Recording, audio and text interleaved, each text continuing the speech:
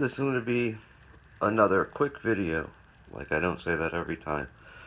So, one thing, this is purely recommendations, and I'm going to talk about tying your boats down on your vehicle. Everybody's got their own opinions. Mine are some opinions, and mine are some calling the manufacturer and saying, hey, what's the best way to anchor your boat to my vehicle? Or how do you want why are the straps, how to use the straps, like from Tully.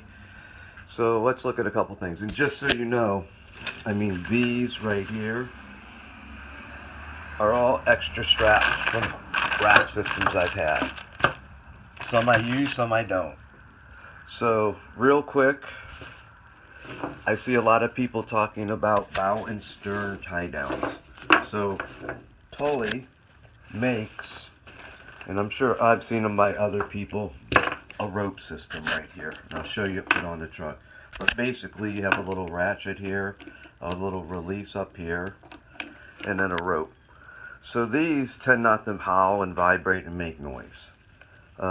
I used to not be a super fan of them because my biggest concern was, and I really haven't had the issue, is in the beginning on my old boat, the way I was hooking it up, I did. Sometimes this will catch air, and this can cause a vibration or actually rattle against the boat. But I haven't had it happening on my new setup, so I've been using these because they're pretty simple to set up, quick and easy. You're not trying to anchor the boat with your bow and stern tie downs.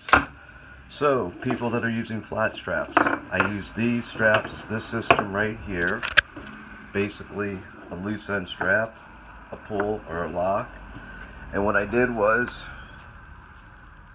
I tied knots about every 8 to 10 inches apart, so that has less area to grab air and you won't find a vibration. Alright, before I show you that my boat's actually tied down and why I do it, so we have these. Let's go look at this, and there's another way of doing it too.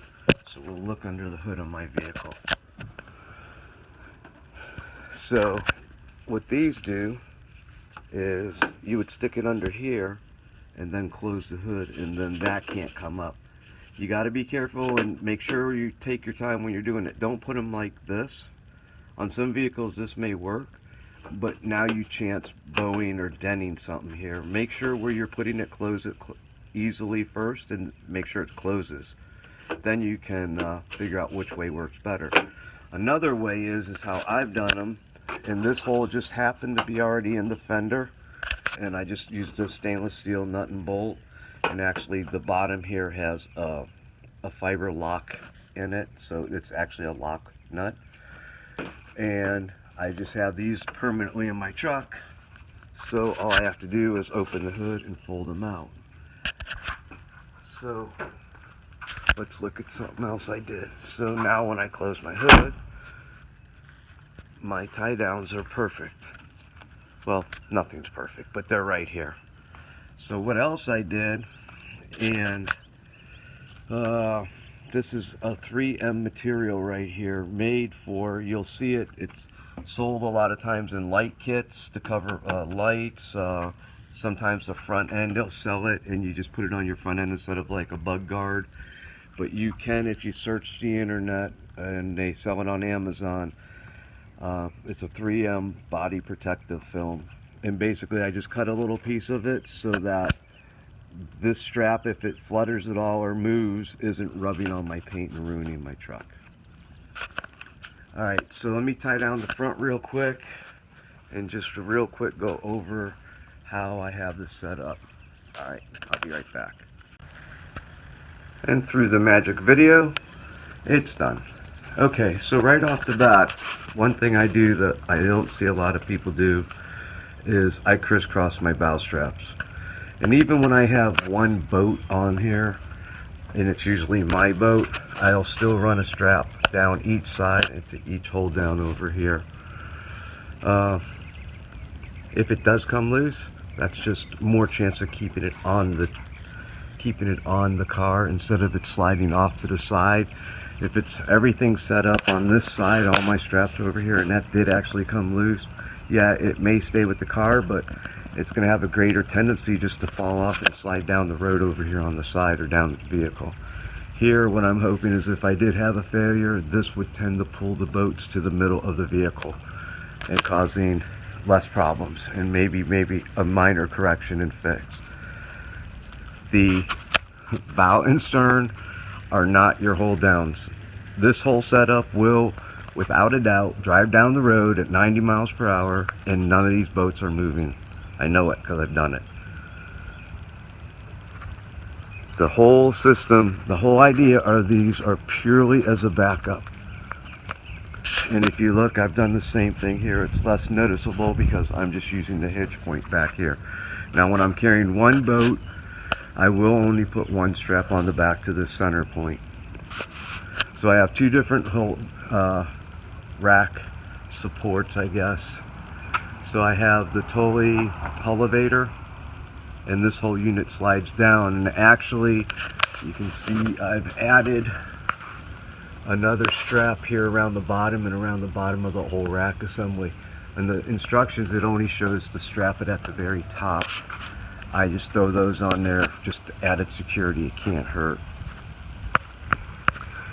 Here's just the standard Tully saddle, and I have the strap going under it. And I have the front turned up properly so it supports and keeps the kayak centered. Yes, if we look at this, more of the front of the boat is over the hull of the truck, but I'm trying to keep the protrusion out the back to be the least. The back of the boats, my mounts are almost right at the any other time I'll come back to it. Right at where the separator is between the cockpit and the hull, the bulkhead. I'm sorry, brain dead, early in the morning, getting ready to go paddle. So the front's just in forward a little bit above it. It's nice if you can get your mounts out at those points, but it isn't always going to happen. And for me to do it, it would push the boats way out the back. And anything more than 3 feet really throughout Florida, I think there's a few places that's 4 feet, you have to tag line it, and I just don't want to hassle with it, and I've not had an issue with this. The other thing is the hull up or hull down, it's going to kind of depend on your boat. Here's some of my thoughts, and actually after talking to on my Vision in there, and I can't remember another boat I had, I've talked to them, and both of them recommended to hold down. And I can understand why. A lot of times the deck is not as strong as the hull. Also, decks tend to be flat or slightly rounded, where your hull tends to be slightly angled with your keel line. Even though this boat here doesn't have a real long keel, you can see this does. That keel line is going to add a little bit of flex resistance, a little bit of strength. So you're going to get a little bit more strength where you're pulling down on it, and at the flat point you have the strap going around. Also, and I mean, I'm not a physics major, but if I have air coming off this windshield going up at these two boats, and I have the boat up there decked down, I have two flat surfaces. Here the air is going to tend to, just like the water, push off and around the boat. So I should get less resistance drag and also resistance uplift. Alright, so one other thing. On the Tully straps, so they come with this little plastic thing here. This isn't a Tully strap, but it'll work for what we're showing. And it slides over the strap, and then it slides up and protects your paint or whatever from the actual metal part or aluminum, whatever. I get these at a local kayak canoe shop, and they're relatively inexpensive. I've never had a problem with them. They're solid straps, like under $10 for most any length. But what I do like, and I'm sure other companies do it too, is this pad is sewn on. So you're not having to worry about sliding this around or trying to get under it.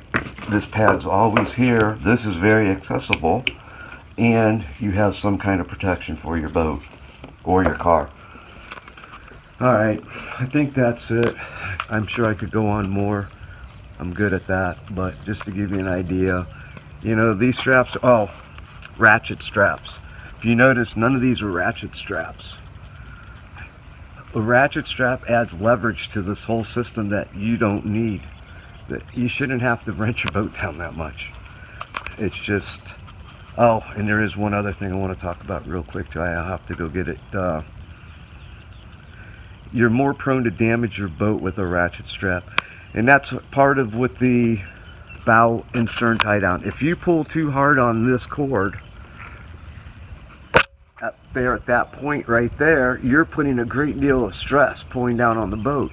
If the boat, especially like a plastic boat in the sun all day, you tend to actually deform the boat and oil can that thing there. And so as that droops a little bit, all the straps become loose, and the stern tie down and the main tie downs become a little loose because the boat's getting kind of deformed.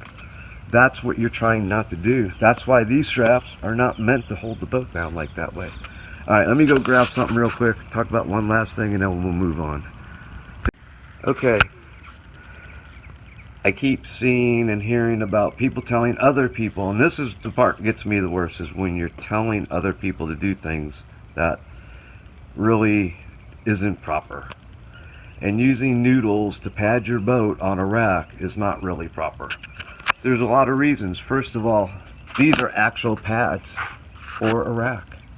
That they're not that expensive. You get like the whole thing for less than $50, 2 pads and all the straps. But more so, the problem to me becomes is these are much denser foam than a noodle.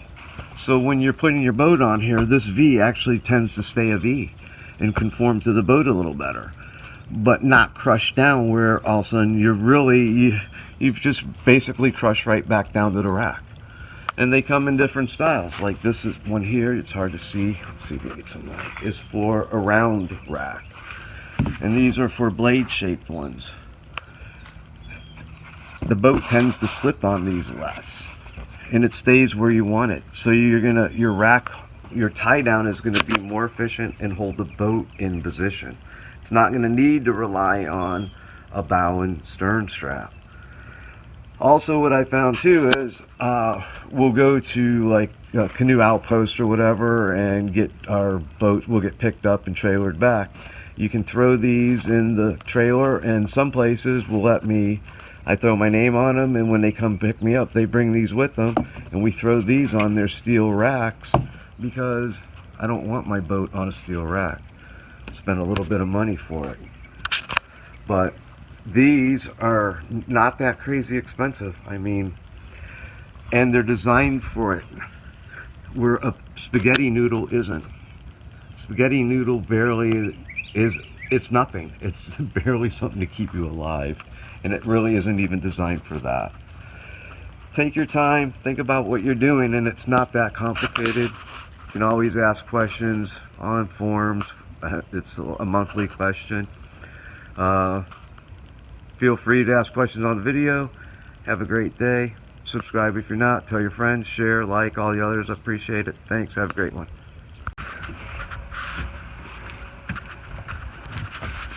Alright, so we're back, and while I was unloading and reloading, I remembered one other thing I wanted to make a quick point of.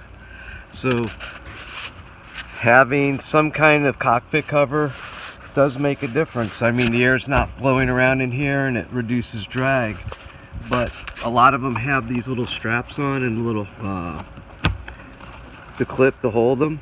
So these clips aren't like the greatest, but one thing I have noticed is people will just clip them right onto like a deck line or whatever, and after a while these things don't close all the way. If we look at this one, and this has got I don't know if we can see this, it's so hard to tell, the sun's so bright right now. There's a little gap, and if you put it on the bungee cord or deck line, I've seen them come loose. So what I do is I push them right back through their own strap, and the strap's wide enough it tends not to come out.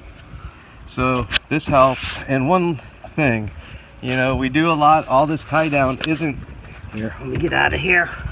isn't. I mean, yeah, it can save your boat. If it falls, if it main rack, it's to back that main rack up.